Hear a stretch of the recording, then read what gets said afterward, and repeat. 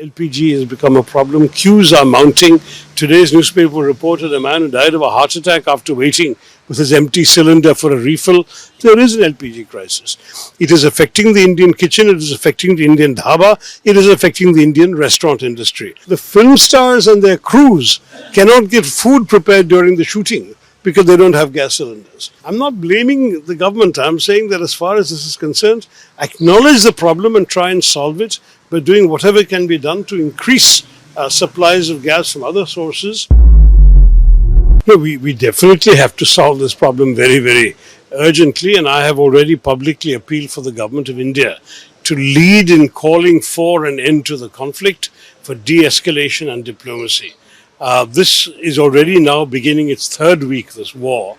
And the third week means it's becoming a war of attrition. It's no longer a shock surprise tactic kind of thing.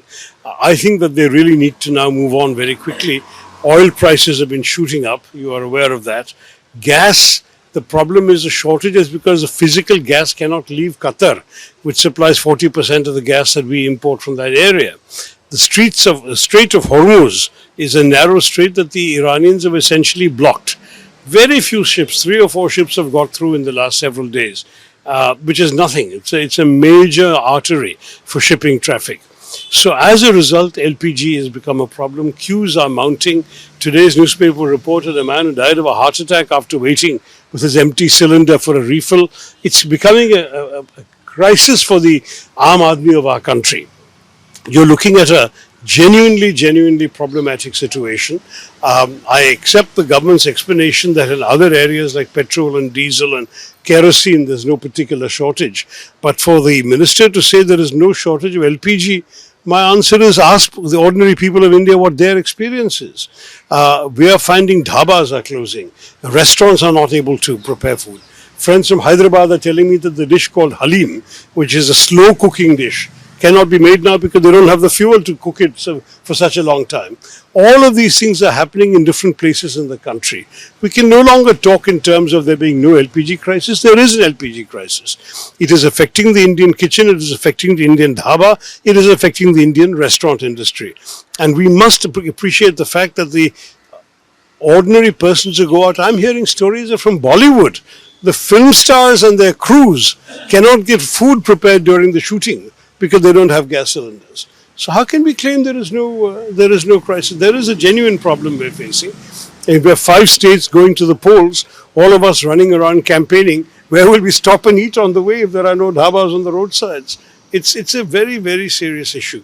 I'm not blaming the government. I'm saying that as far as this is concerned, acknowledge the problem and try and solve it by doing whatever can be done to increase supplies of gas from other sources, and meanwhile, play a constructive role, in fact a lead role, in calling for peace in the region. So the central government is repeatedly saying that there is no crisis at all, and these diplomatic relations can solve this crisis, like the opening of the Hormuz. Well, the Straits of Hormuz can only be opened through the end of the war, because Iran has very few chokeholds on the rest of the world. At the moment, they're very much on the back foot. 13 American soldiers have been killed, 5,000 Iranians have been killed, according to media reports. The balance of the conflict has been entirely against Iran. Much more destruction in Iran, many more missiles have hit targets in Iran than Iranian drones and missiles have hit targets elsewhere. So Iran is on the receiving end. One of the areas they can do is they can make things difficult and expensive for the world by tightly restricting channels of oil, channels of shipping, channels, airlines, and so on. So that is the leverage they've got. They're not going to surrender that unless we can persuade those who are conducting this war to quickly call it off. That should be our objective in the interest of saving not only our economy but the entire region. Look, I have no interest in creating a panic. I'm just describing the experience of ordinary people I see around me. Why should I want to create a panic? I want to see the problem solved. That's all.